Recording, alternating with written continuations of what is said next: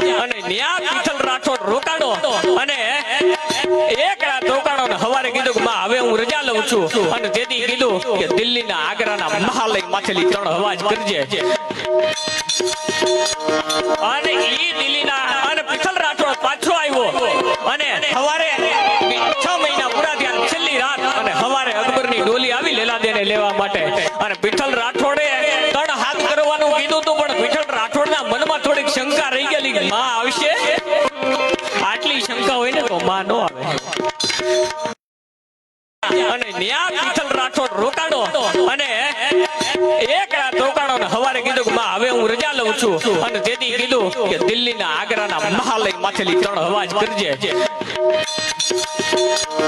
અને ઈ દિલ્હીના અને પીઠલ રાઠોડ પાછો આવ્યો અને હવારે 6 મહિના પૂરા થયા છેલ્લી રાત અને હવારે અકબરની ડોલી આવી લેલાદેને લેવા માટે અને પીઠલ રાઠોડે 3 હાથ કરવાનું કીધું તું પણ પીઠલ રાઠોડના મનમાં થોડીક શંકા રહી ગયેલી કે માં આવશે આટલી શંકા હોય ને તો માં નો આવે